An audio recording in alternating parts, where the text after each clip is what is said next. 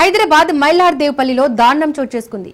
భర్తను భార్య హత్య చేసింది. బండరాయితో తలపై మోదీ భర్తను చంపేసింది భార్య. మద్యానికి బానిసై తరచూ భార్యను వేధిస్తున్న భర్తను హత్య చేసింది. వట్టెపల్లిలోని సైఫీ కాలనీలో ఈ ఘటన చోటు చేసుకుంది. మద్యానికి బానిసైన భర్తను షేక్ మహమ్మద్ ప్రతిరోజు మద్యం సేవించి వచ్చి భార్యను వేధిస్తున్నాడని భరించలేని భార్య బండరాయితో మోదీ హత్య చేసింది.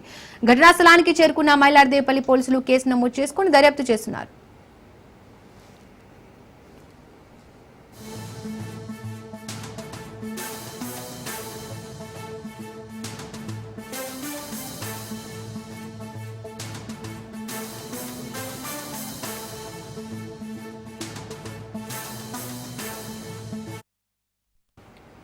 హైదరాబాద్ మైలార్దేవ్పల్లిలో దారుణం చోటు చేసుకుంది. భర్తను భార్య హత్య చేసింది. బండరాయితో తలపై మోదీ భర్తను చంపేసింది భార్య. మద్యానికి బానిసై తరచూ భార్యను వేధిస్తున్న భర్తను హత్య చేసింది. వట్టెపల్లిలోని సైఫీ కాలనీలో ఈ ఘటన చోటు చేసుకుంది.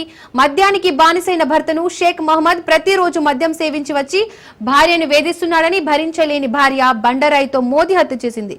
ఘటనా స్థలానికి చేరుకున్న మైలార్దేవ్పల్లి పోలీసులు కేసు నమోదు చేసుకుని దర్యాప్తు చేస్తున్నారు.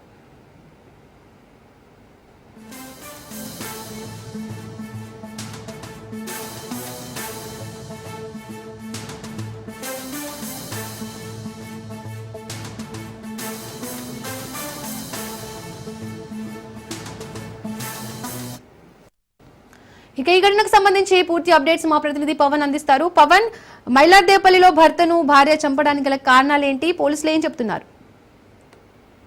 భార్య భర్తలు ఇద్దరు కూడా కూలీ పని చేసుకుంటూ జీవనం కొనసాగిస్తున్నారు. వీరు రాజేంద్ర నగర్ లోని మైలార్దేవ్పల్లి ఒక సర్కిల్లో నివసిస్తున్నారు. అయితే మొత్తానికి చూస్తే భర్త షేక్ మహమ్మద్ రోజు మద్యం తాగి భార్యను వేధిస్తుండేవాడు. డబ్బులు ఇవ్వాలంటూ కూడా భార్యను చిత్రహింసలకు గురి చేస్తుండేవాడు.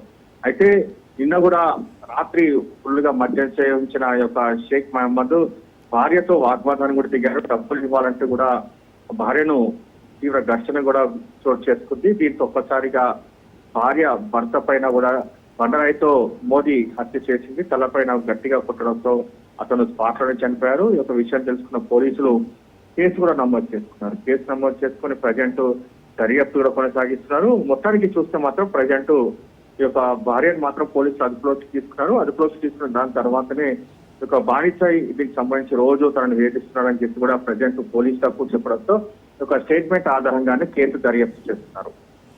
Right Pawan, thank you.